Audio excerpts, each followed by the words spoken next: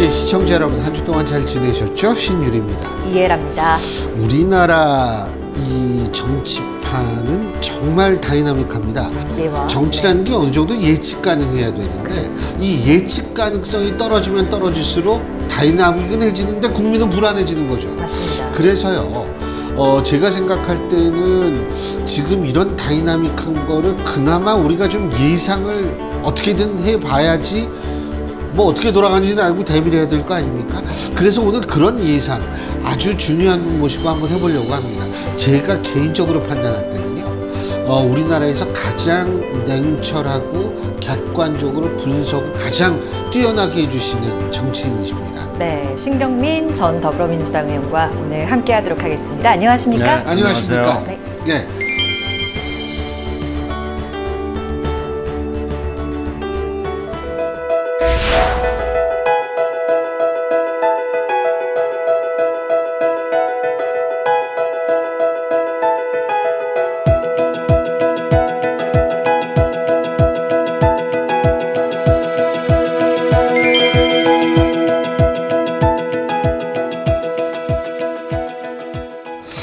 근데 일단 신당설부터 제가 조금 여쭤보면 지금 일단 여권의 신당은 여권에서 나오는 신당설부터 좀 여쭤본다면 이준석 전 대표의 신당인데 가능성이 있다고 보십니까?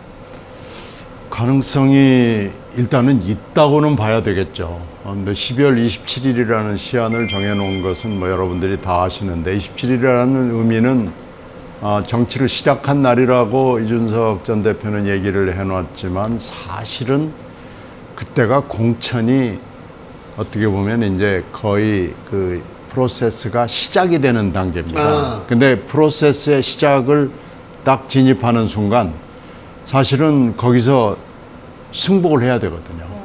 그러니까 여기에 인하느냐 아웃하느냐를 결정해야 되는 시점이 크리스마스 전후니까요.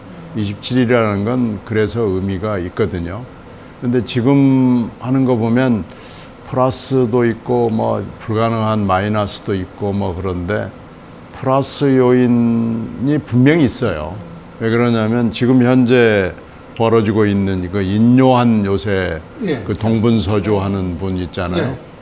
근데 인요한은 인요한 혼자 하는 건 아니잖아요. 저는 뭐 인가호위라고 표현을 하는데 뭐 인씨의 가면을 쓰고 사실은 호랑이가 뒤에 저는 복수로 있다고 보거든요. 그러니까 지금 문제가 되는 건데 인가호위의 이 전국이 어느 순간에 팍 터져 나오면은 그때부터는 전혀 예측할 수 없는 전국이 펼쳐질 것이기 때문에 가능성이 있는 거고요. 예. 그런데 이제 문제는 이 이준석이라는 분이 국힘당 내부에서도 팬이 없습니다. 일반적인 그 인기는 물론 있는데 국힘당 안에서 우선 당장 유승민 본인의 멘토라고 얘기하는 유승민 전 의원하고도 소통이 원활하지 않은 것으로 지금 알려져 있고요.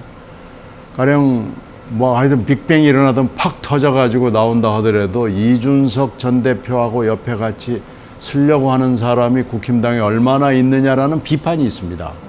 이제 그렇게 따지면은 일반의 인기하고 당내 인기가 조금 잘 맞지 않는 부분이 그건 이제 마이너스 요인이죠. 그리고 또 비명 쪽에도 얘기를 하는데 비명 쪽에 있는 분들은 이제 뭐 제가 다 익히 잘 아는 분들인데 그분들이 이준석 전 대표 국힘당의 전 대표인데 같이 서 있는 게 모양이 어떨까라는 것을 다들 지금 고개를 갸우뚱갸우뚱 하고 있는 상황이고 김종민 의원 같은 이는 뭐 언론들이 물어보면 옆에 가서 손잡는 일은 없을 거다라고 굉장히 단호하게 얘기하는 게 그런 거거든요. 말하자면 이 궁합이랄까 모양이랄까 뭐 이런 것들이 좀 안 맞지 않느냐. 그것은 이제 좀 부정적인 요인이에요. 그래서 긍정과 부정적인 요인이 한꺼번에 존재를 하고 있기 때문에 미래를 예측하기가 그렇게 쉽지 않다. 그러나 가능성은 항상 열려 있는 거고요. 주목할 수밖에 없습니다. 만일 신당을 창당하면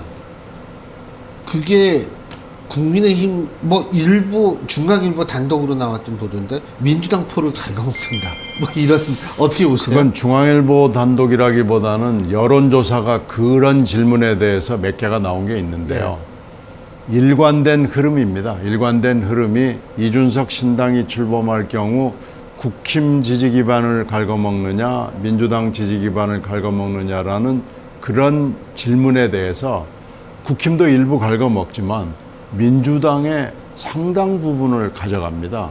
그러니까 민주당 중에서 민주당을 좀 회의적으로 보거나 부정적으로 보는 분들인데 국힘 쪽으로 갈 수는 없는 민주당 지지표들이 아이고 그러면은 이쪽으로 이준석한테 가보자라고 지금 현재 여론조사에서 응답을 하는 겁니다. 물론 여론조사가 그대로 선거나 그게 총선이건 대선이건 지선이건 간에 구현되지는 않아요.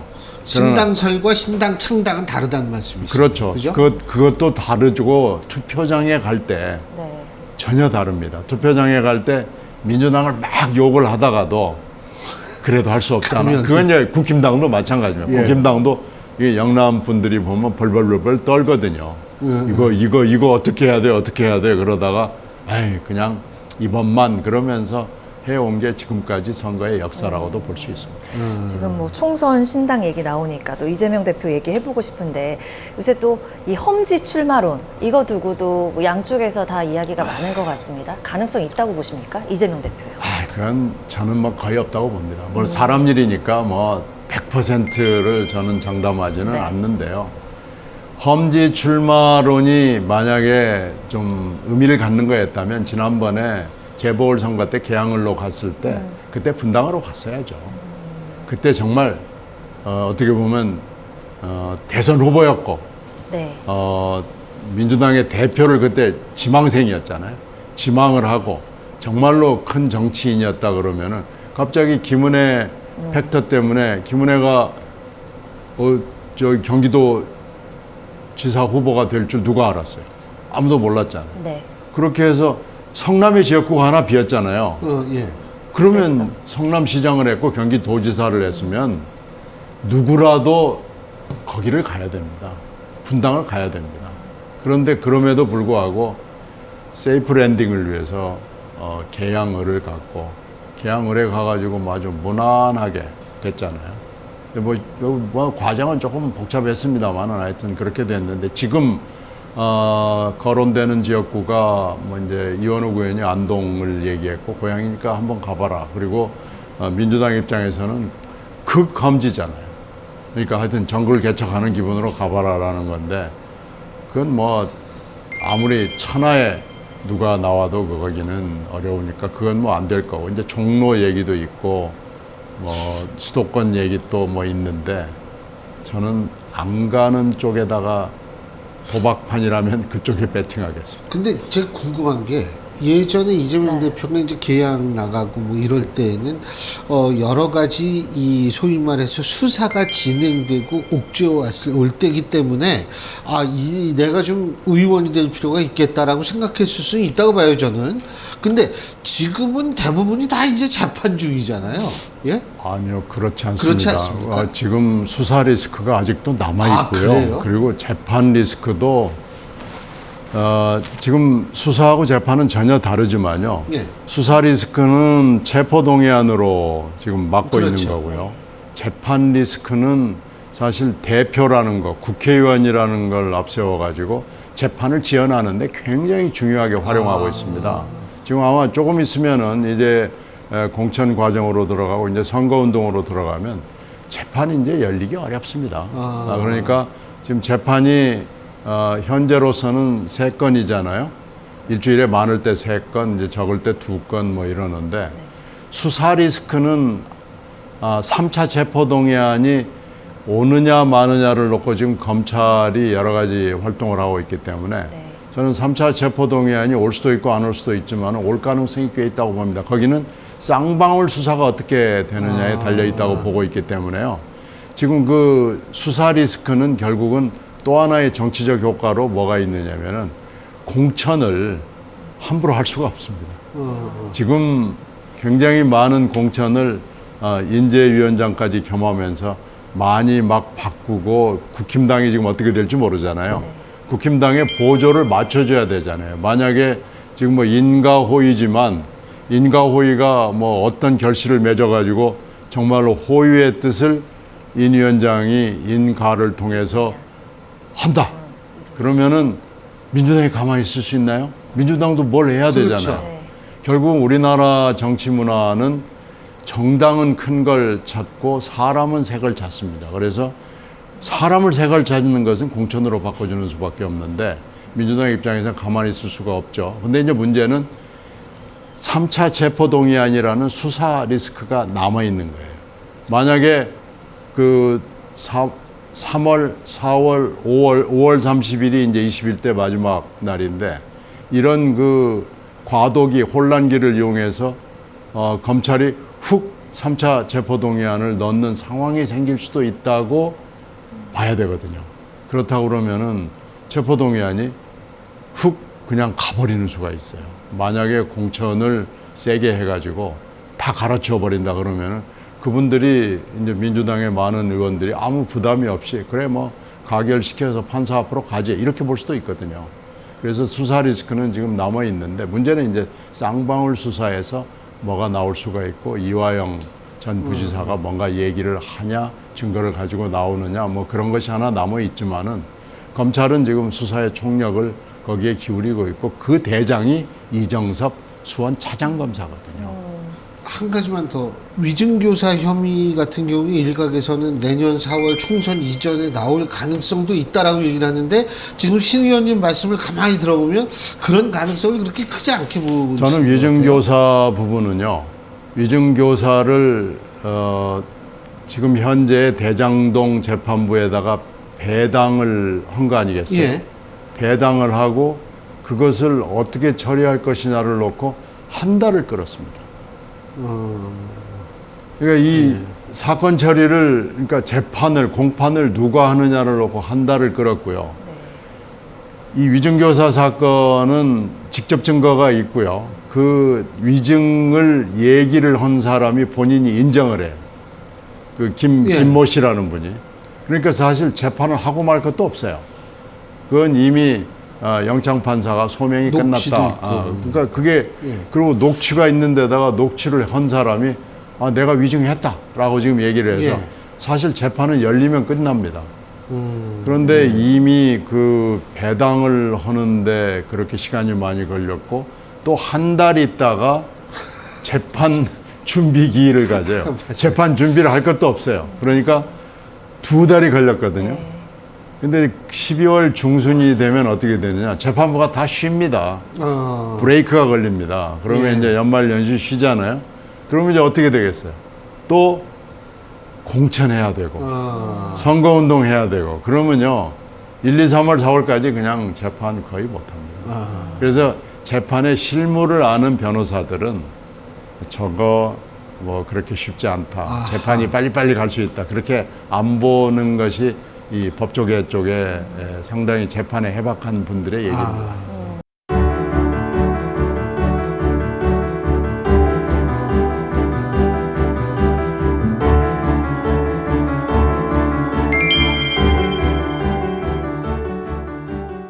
이정섭 검사 얘기 또 하시니까 네. 탄핵 얘기도 안 여쭤볼 수가 없는데요. 국민들 입장에서 이렇게 느끼시는 분들 탄핵? 또 탄핵? 약간 이렇게 느끼시는 분들이 많아요. 저는 이제 그 3명에 대해서는 좀 별도로 접근을 해야 되는데 이동관 방통위원장에 대해서는 아무리 취임한 지 석 달이 안 됐다고 하지만 탄핵할 만하다고 봅니다. 지금 작금의 KBS 사태를 보면 그게 박민 사장이 혼자 했다고 보기는 좀 어려울 거예요. 거기도 호가호의가 있는 거겠죠. 그래서 저걸 보면은 이동관 위원장이 지금 뭘 노리고 저렇게 박민이라는 사람을 KBS 사장으로 보냈고 박민이라는 사람이 들어온 첫날 저렇게 하는 걸로 봐서 야 이거 대단하다. 이건 저는 일단 처음 봅니다. 5.16 때하고 12.12 때를 방불하게 해요. 거의 그때하고 비슷해요. 그래서 이 정도로 KBS를 가서 그냥 확 뒤집어 놓고 KBS 저렇게 앞으로 정상적인 방송을 하기는 조금 어려울 것 같아요. 이렇게 본다 그러면은 이동관 방통위원장이 뭐 아무것도 이제 와가지고 아무것도 안 했다고 하는 주장은 그건 저는 진실이 아니다고 봐요. 그러나 이제 이정섭 물론 별로 그렇게 훌륭하지 않은 검사인 거는 분명해 보여요. 그 지금까지 나온 얘기, 뭐 처갓집 골프장 문제랄지, 뭐 위장 전입이랄지, 또 스키장을 전속으로 그냥 썼다는 거, 뭐 본인은 다 부인하지만 이제 그런 거에다가 그건 이제 개인 비리 내지는 김영란법에 해당되는 거고요. 이제 문제는 그 처갓집 골프장의 직원들의 범죄 조회를 전과 조회를 해줬다는 거. 뭐 그런 거, 그리고 이제 수사에 영향력을 행사했다. 그리고 그분이 수사를 했던 거에 관련해서 여러 가지 좋지 않은 얘기들이 있어요. 그러니까 그런 것은 이 검사로서의 자질에 문제가 있다고 봅니다. 근데 그게 탄핵을 할 사유냐? 탄핵을 꼭 해야 되느냐? 이건 검찰 안에서 검찰이 건강한 조직이라면 자정 기능으로서 감찰도 하고 조사도 하고 필요하면 수사도 하고 해서 할 수 있는데 검찰이 그런 조직이 아니라는 것을 사실은 웅변으로 보여주는 겁니다.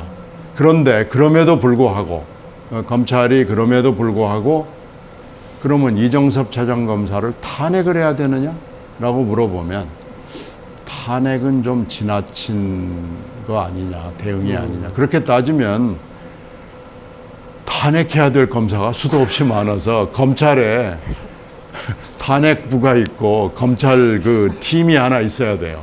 네. 뭐 판사팀도 하나 있어야 되고요. 변호사팀도 있어야 되고요. 공무원팀 있어야 되고 그래서 이게 민주당이 탄핵부서가 굉장히 방대한 탄핵부서가 필요하게 된다는 결론인데 그 조직이 자정 기능을 가지고 해야 될 일이 있고 네.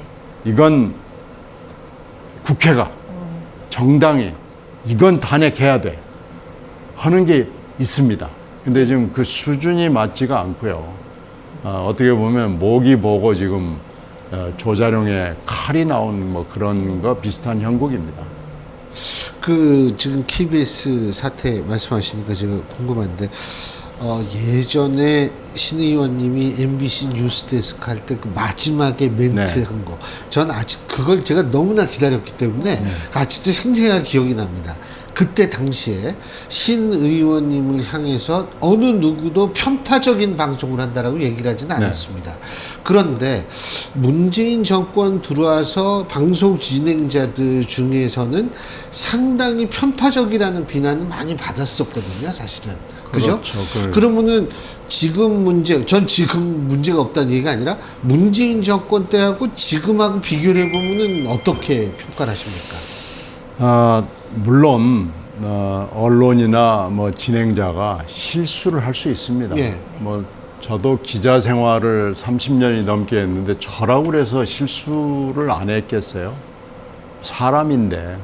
그리고 판단이라는 게 그때는 옳았지만 시간이 지나면서 새로운 팩트가 나오고 그러면서 네 판단이 틀렸다는 것이 누구 눈에도 분명해지는 경우가 있습니다. 그러니까 저는 언론이 정정을 하고 사과를 하는 것이 많다는 것이 전혀 부끄러울 일이 아니다라는 생각을 합니다. 그리고 제가 잘못했을 때 저도 그렇고 후배들한테도 잘못을 한 것은 인정을 해라. 그리고 그러나 결정을 내릴 그 순간에는 최선을 다해라.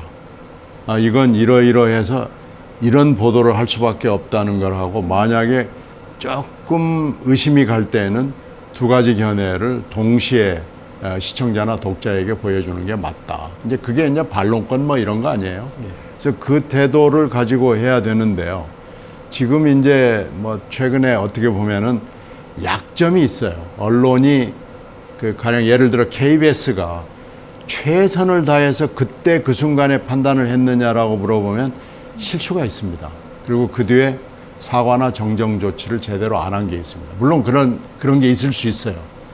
그럼에도 불구하고 그걸 흠을 잡아가지고 KBS 너네들은 안 돼. 그래서 이렇게 와서 때려부시고 뭐 이러는 것은 더 나쁜 짓을 하는 겁니다. 만약에 잘못이 이만큼 있으면은 엄청난 뭐 막 도끼, 칼, 해머를 들고 와가지고 치는 거예요. 그러니까 이게 맞지 않습니다. 잘못할 수 있어요. KBS 그 당시에 보도진이나 제작진이 잘못할 수 있습니다. 그러면 그걸 교정해 나가고 무슨 문제가 있었는지를 들여다봐야 되는데 너네들 다 안 돼. 풀어 없애. 진행자 나가버려. 근데 이제 진행자들도 저도 그래서 그 진행자들 아는 분들도 있고 그래서 이렇게 유튜버들이나 그 여당 쪽에서 당신들을 비난하는데 어떻게 된 거냐 그렇게 물어봤더니 이제 패널의 공정성 예를 들어요. 그래서 야당 패널이 결정이 되고 여당 패널을 여당에도 접촉을 하고 개인 접촉을 해가지고 나와달라고 부탁을 하면 알았다 그러고 안 나오거나 처음부터 아예 끊는 경우가 굉장히 많아가지고 여당 패널을 섭외하는데 엄청나게 힘들다는 거예요. 그건 사실이에요. 네. 그래서 그럼 왜 그러냐 그랬더니 위에 눈치를 보거나 아니면은 나가서 말할 자신이 없는 거예요. 그래서 이제 그렇게 해서 방송이 나가면 왜 야당 패널한테 좋은 멍석을 깔아주고 여당 패널한테는 이렇게 홀대를 하느냐라고 그러는데 자기들은 억울하다는 거예요. 그러니까 그런 것들이랄지 그리고 그 팩트 부분에 있어서는 잘못한 게 있죠. 가령 윤지호 같은 문제 이런 건 잘못했죠. 그런데 그 당시에는 윤지호 씨 얘기를 다 믿은 거예요. 그리고 이제 김만배 씨 얘기하는데 김만배 씨는 그 당시에는 믿은 거예요. 근데 왜 이걸 하지 않았냐 그러면 그 당시에 최선을 다 못했거나 여건이 허락하지 않아서 그렇게 됐으니까요. 그건 잘못을 인정하면 되는 거죠. 그 소위 이제 비명계라고 거론이 되는 분들 탈당 가능성은 어떻게 보십니까? 그건 이제 가봐야죠. 지금 현재는 독수리 오영재가 표면에 나와 있는 거죠. 그분들 이름은 뭐 시사에 관심 있는 분들은 다 알잖아요. 그런데 그 독수리 오영재의 지역구 사정이 굉장히 중요합니다. 이게 일반 시청자들이나 독자들은 그 지역구 사정이나 총선에서의 그 형편이나 뭐 이런 거에 대해서 자세히 잘 모르실 거예요. 그러나 이제 저희들은 그 지역구에 대해서 이제 얘기를 듣거나 상황을 파악하고 있는 게 있는데 이 5분이 처하고 있는 지역구 형편은 다 다릅니다. 유불리도 다 다르고요. 그래서 이제 그분들이 마지막 결정을 해야 되는 순간이 12월 어느 순간에 올 수밖에 없습니다. 아까 설명을 드린 대로 공천 프로세스에 올라타는 순간 이제 그 공천의 결과에 대해서는 승복을 할 수밖에 없는데 공천이라는 게 뭐 시스템 공천 어쩌고 저쩌고 하지만 시스템 공천을 저는 우리나라 정당이 해본 적이 없다고 생각하고 앞으로도 당분간 없다고 생각합니다. 이번에도 지금 아까 제가 인가호의라는 표현을 썼고 민주당은요 2가 2 위예요. 그래서 이 결국은 양당이 결국은 비슷합니다. 시스템은 없고요. 민주당은 2스템이고 저쪽 당은 뭐 누군지 잘 모르겠지만 저는 윤스템에 가까워질 거라고 봐요. 그래서 그런 스템은 존재하는데 C로 시작하는 시스템은 저는 존재하지 않는다고 봅니다. 그러니까 그 5분이 어느 순간에는 결정을 해야 됩니다. 이 프로세스에 내가 올라탈 거냐 아니면 여기서 올라타지 않고 다른 길을 갈 것이냐. 그 다른 길은 무소속으로 가는 길과 뭐 아니면 연대 비슷하게 해서 연대도 일종의 신당이죠. 뭐 친박연대 예를 그렇죠. 들면 예를 들면 과거에 친박연대가 사실은 무소속끼리의 연대였잖아요. 그래서 신당, 연대, 무소속 뭐 이제 이런 선택지밖에는 없죠. 그래서 그것을 결정해야 되는 순간이 12월에는 오고야 말거든요. 이건 뭐 어떻게 방법이 없습니다. 그래서 그렇게 될 건데 5분의 그 여건. 그런데 이제 더 중요한 질문은 5 플러스 알파가 될 텐데 알파가 몇 명이냐? 알파가 복수가 되느냐? 아니면은 9명까지 되는 단수로 끝나느냐? 만약에 복수가 되면은 복수가 교섭단체를 만들 정도로 커질 수 있는 것이냐 뭐 이런 질문들이 상당히 중요한 질문들이 될 겁니다. 그 가능성 어떻게 보세요? 복수. 그건 이제 이 시스템이 어떻게 작동하느냐에 달려 있는데 이론적으로 39명 가량이 이탈표라고 예전에 체포동의 아니에요? 그게 뭐 그분들이 전부 그렇지는 근데 않겠지만 지금 뭐 이탈표 내지는 그 박광원 원내대표를 지지했던 표 여러 가지의 그 바깥으로 드러난 표가 있는데 그 표는 점점 줄어들었어요. 그래서 이제 최근에 체포동의안에서는 29명 정도, 30명 내외가 이탈을 했다 이렇게 보거든요. 그러니까 이제 그 30명 정도의 그것을 가지고 리스트, 그것도 블랙리스트인데 뭐 정치권에는 맨날 블랙리스트와 화이트리스트가 있거든요. 이제 그런 것들이 지금 돌아다니죠. 있죠. 어딘가에 지금 존재하고 있고 일반의 보도가 안 됐다고 그래도 누군가의 캐비넷에는 그게 들어가 있다고 지금 봐야 되는데요.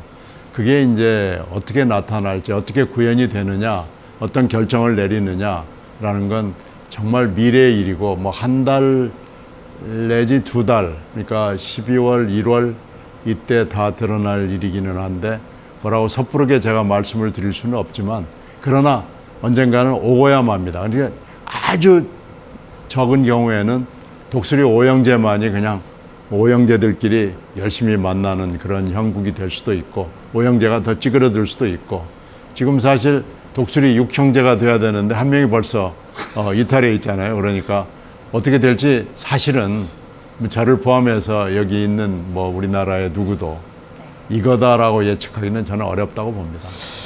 정치는 그렇기 때문에 추종의 대상이 아니라 정치는 이용의 대상이 돼야 된다라고 생각을 하는데 그런 측면을 아주 정확하게 말씀을 해주신 것 같습니다. 오늘 말씀 여기까지 듣겠습니다. 고맙습니다. 네, 고맙습니다. 예. 자, 날씨가 계속 추워지고 있습니다. 요새 잠깐 좀 푹해집니다만 수능 날은 역시 푹하다고 하죠. 근데 그 이후에 이제 추워진다고 하는데 여러분 이럴 때 정말 건강 조심하셔야 될 것 같습니다. 네, 저희는 다음 이 시간에 인사드리겠습니다. 함께해 주신 여러분 고맙습니다. 고맙습니다.